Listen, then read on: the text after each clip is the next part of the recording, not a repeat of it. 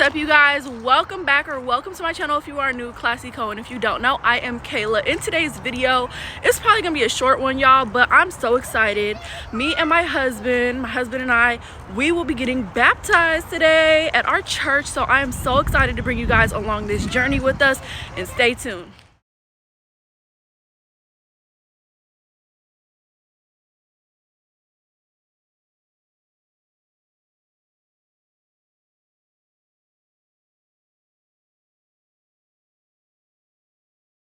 They're right there. They're right here. Kamari.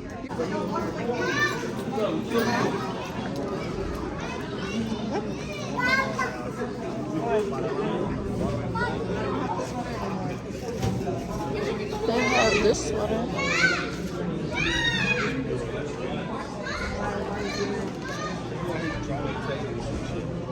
Maybe they're free.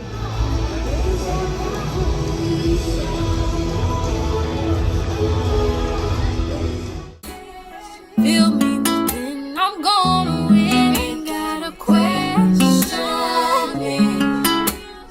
Holy Ghost inside, precious gift from the Lord. Oh, it changed my life, greater than anything I imagined. Oh, I made it here, yeah, all because. Alright, you guys, so I just finished getting baptized. I don't know if you can hear me too well, so I will give you more of like a backstory and an update when I get back home. So we got baptized and they give us a certificate.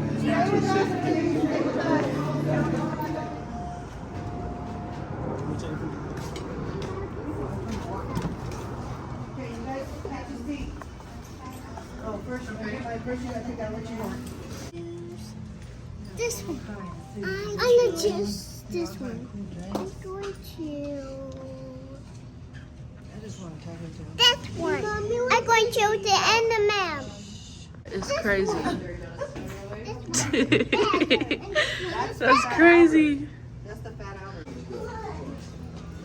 That's you. I mean, Fruity Pebbles is more sugary. This is more Oh, like that's cute.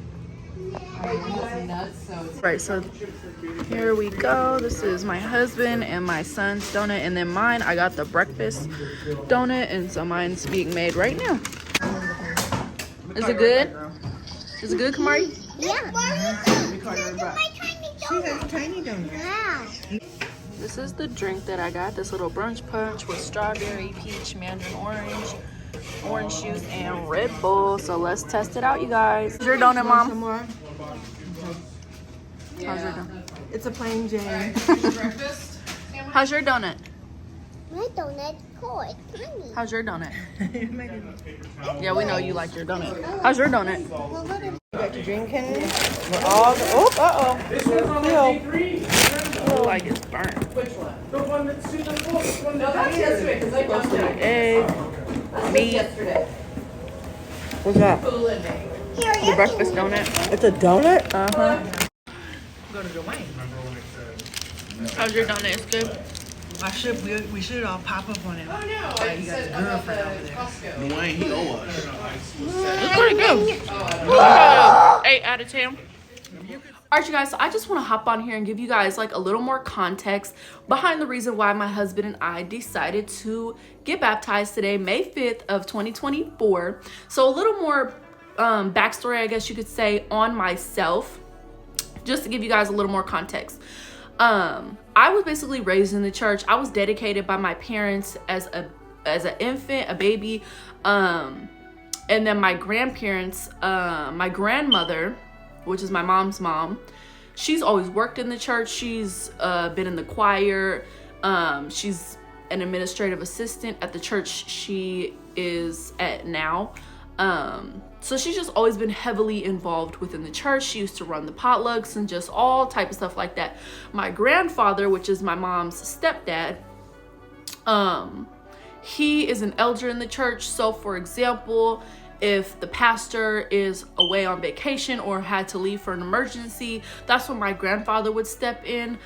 He's also done baptismals and he actually is the one that married my husband and I. So I've always grown up in like a religious Christian household for the most part. I used to live with my grandparents, and then when I was about 11, 12 years old is when I moved back with my mom. Now my grandparents lived in the country and my mom lived in the city, and that isn't really relevant at all, but it just gives a little more context. My grandparents are like in this small country town. My mom's in this big huge city, so it was definitely a transition for me. But I knew that to keep me grounded, I needed to stay within the church, even if it wasn't the church that I was necessarily raised in.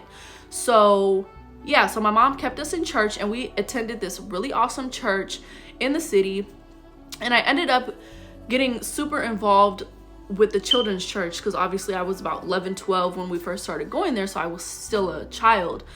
So I got heavily involved within the children's church. I made amazing connections with the other kids, with the leaders, and with the pastor of the children's church and his wife and his kids and whatnot. So it was really amazing.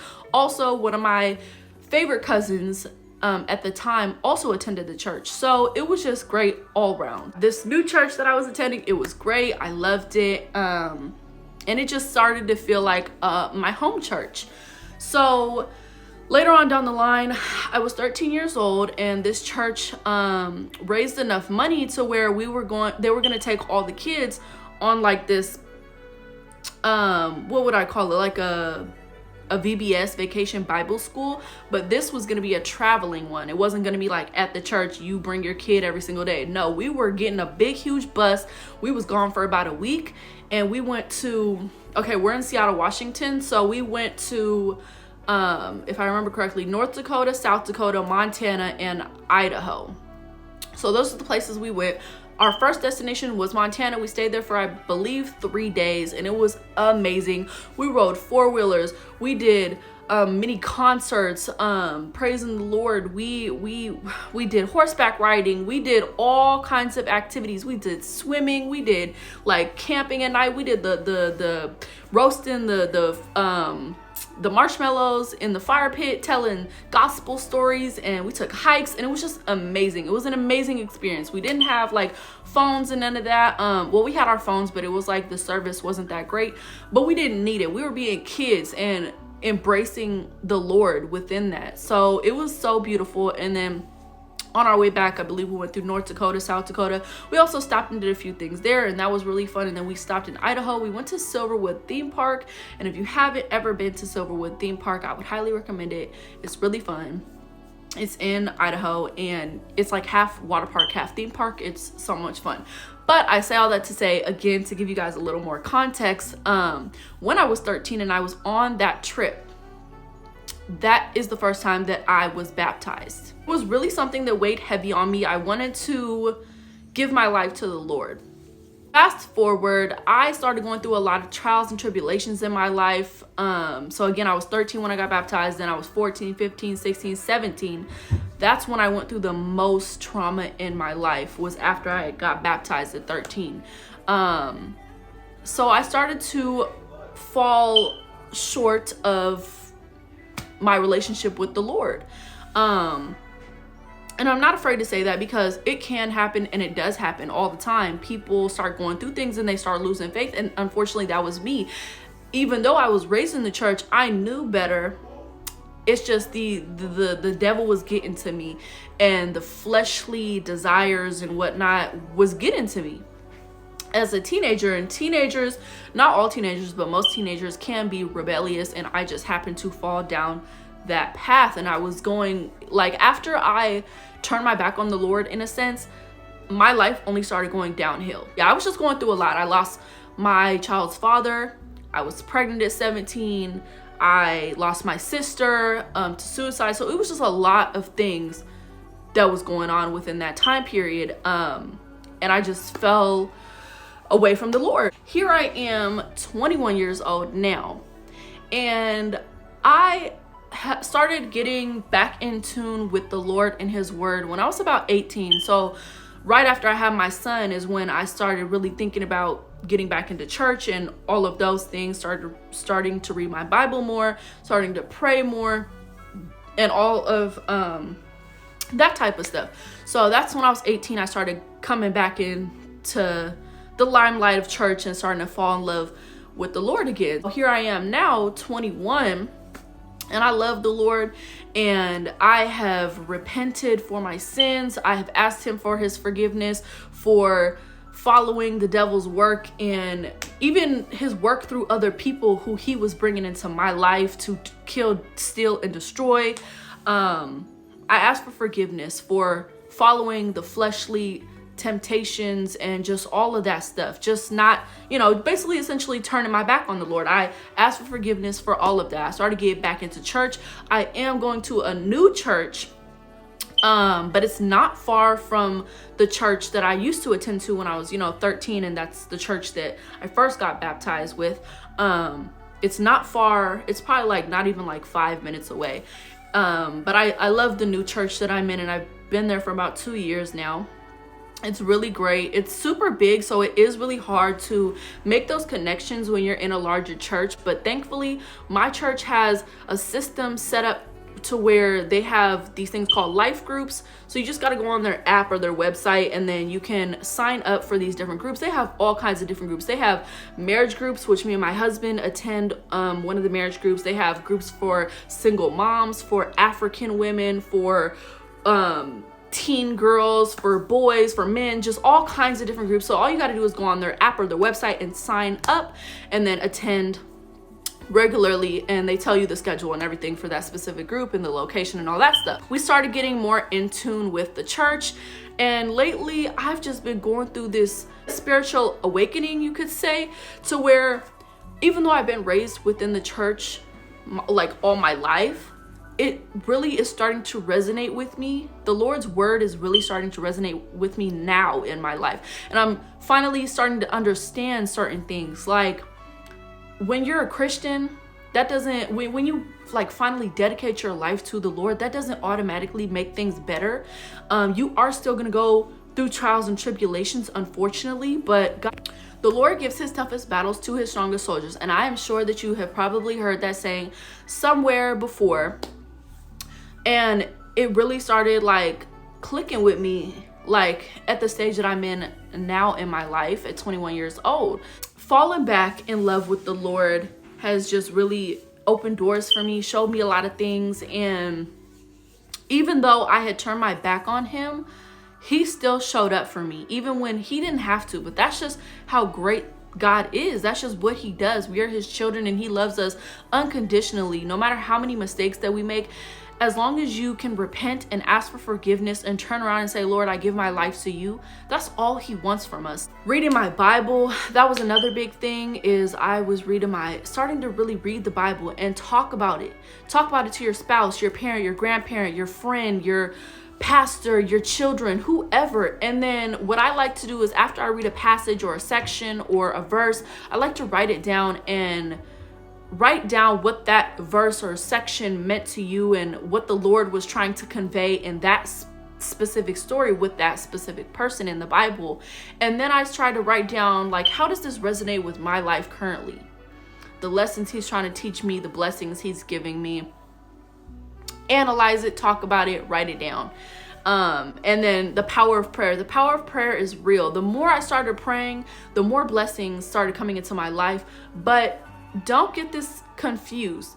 Just because you repent and ask for forgiveness and give your life to the Lord, that doesn't always necessarily mean that your life is gonna be peachy keen from that day forward. It doesn't work like that. Unfortunately, you're still gonna go through trials and tribulations, because that's your story. The Lord has to mold you to where you have to go through things to be able to have a stronger testimony, if that makes sense. I definitely still go through trials and tribulations, and I never have been like the type to be like, oh, well, why me? Why not me? Like I said, the Lord gives his toughest battles to his strongest soldiers, so why not me? So I was in church today, early this morning, before I got baptized, and something that stuck out to me that the pastor said was that in the Bible, even the disciples got baptized multiple times. You don't just have to get baptized one time and that just be it. It's not like a one and done type of thing. You can constantly get it done every year if you want to, every couple of years, just to get that awakening again and feel that spiritual awakening and feel the Lord's love rush over you again. It's like a high in a sense. Like sometimes people get baptized once and then, like me, they start going down the wrong road, and so you need a refresher. You need to like hit restart on the button, and that's okay. So that really spoke to me today when the pastor said that, because I had already been thinking about getting baptized again. So when he said that, I was like, okay, I'm good, because I was worried about, aren't you only supposed to get baptized one time? Because I had never, even though I was raised in the church, I had never been told like, hey, you can get baptized multiple times, as many times as you see fit, to feel close to the Lord and do what you need to do in your spiritual journey with him. So that was something new to me. So when he said that, I was like, okay, Lord, that's you speaking to me through the pastor. So I went ahead and my husband and I proceeded with getting baptized today, and it was amazing. I felt this rush of just calmness over me, the Lord's love, and that's what I felt when I was 13 years old. This time, the things that I plan to do differently, because again, I got baptized and then started going down the wrong road. So this time around, I definitely plan on staying in the church, because once I turned away from the church and you miss one Sunday, then you miss 2 Sundays, then you miss 3 Sundays, now you're missing a year of church. That's number one reason where I started going wrong when I was 13 back then. So I definitely plan on staying consistent in church. Even if, hey, I'm not feeling good, hey, my son's sick, my church has online church, so I'm so thankful for that, because it is super convenient during those inconvenient times. So I'm definitely going to stay consistent in church, definitely going to stay consistent with reading my Bible. I have a prayer board, so even if I feel stuck, like, I don't know what to pray for today, I have a whole bunch of things on there that I can pray for. And I will post a picture so that you guys can see my prayer board. I'm definitely going to spice it up a little later on and make it look more fancy. Definitely staying consistent with church, staying consistent with prayer, staying consistent with reading my Bible, staying consistent with including my son and my husband, and staying consistent in the marriage group that we're in with our church. Just staying consistent. And I struggle with consistency, so that's something that I'm going to be praying for. Lord, please help me stay consistent in my journey with you. So to give a little more like context on my husband's side of things, y'all, I'm not going to dive too deep because that's his testimony to tell. But what I can say is that he was also raised in the church, but he had never got baptized. He had never, like, in a sense, sealed the deal with the Lord and said, Lord, my life is yours. I'm going to work the way you want me to work and do things that you want me to do and live my life how you see fit. He had never took that next step forward and fully made that commitment, which I feel like a lot of Christians, like, they call themselves Christians but don't take that extra step. And it says it in the Bible. You can look it up on Google. Like, baptism is the next step in your Christianity walk with the Lord. So my husband had never took that step. I definitely encouraged him, and we talked about it for days before today, baptism day. What does it really mean to you? Let's read the Bible. What does the Bible say about baptism? Is this something you really want to do? And he was all for it. He was like, you know what? Yeah, I need to take this next step, because we're even going through trials and tribulations, not within our marriage, but with the outside world, just regular life stuff that's coming at us. And so he's like, you know, I feel like helpless in a sense, and I just need to look towards our higher power, God, and just seek him, and just like I do, give it to the Lord. You don't have to harbor all these things. Give it to the Lord, and he's going to do what is in our best interest, because we are his children and he loves us. Y'all, I'm trying to talk too fast, but that's just what my husband and I talked about. And he was like, yeah, you know, that makes sense. And it's something that he wanted to do. And I said, let's do it together. And let's pray over our marriage, over our family, over our son, and just give it to God. So that's what we did today. And I'm so proud of my husband for making that next step. I'm proud of myself for taking this next step for a second time, but being older, being more mature, and truly understanding the Lord's word and how he's working in my life. All right, you guys, so that was all for today. I know this video wasn't very long, but I just wanted to show you guys the grace of God and how he works in people's lives. And even though you go through trials and tribulations, that does not mean you have to turn your back on the Lord. If anything, you need to get closer to the Lord in those tough times. And that's something that I definitely wish someone would have told me when I was 13 years old before making such a big commitment. I feel like I understood baptism back then, but I didn't understand the full gravity of it and what it truly meant. And nobody really sat me down and like had a conversation with me. So this time around, I'm really glad that I have the knowledge that I do through the Bible's word. And I am just feeling so blessed, you guys. My son will be getting dedicated July 21st, 2024. So I'm super happy and I'm really looking forward to that. I will be recording that, documenting that as well, so that you guys can see. And I think it'll just be a beautiful thing for my son to be able to look back onto when he's a lot older, because he's only 3 right now. I should have got him dedicated when he was a baby, but hey, life is life, and things happen when it's the right time. When it's God's timing, it will happen. Comment the day that you got baptized. Give us a prayer. We'll be praying for you guys as well. I'm super excited to be starting this walk in this journey with you guys, as well as with my husband and with the Lord. And I can't wait to document this, and hopefully this video spoke to someone in some way. Maybe this was your sign to take that next step to commitment with the Lord. And I'm just so excited for you guys, and I'm so excited for myself and my husband and my son. And I just there's no words to express it. So yes, you guys, I know I keep rambling, but I'm so excited and I love the Lord so much, and I'm so blessed, and I hope that you guys are so blessed and you guys have an awesome rest of your Sundays. All right, you guys, so that was everything for today's video. If you enjoyed this video, please give it a like, comment, share. Don't forget to subscribe, as well as hit that post notification bell so that you are notified every single time that I post.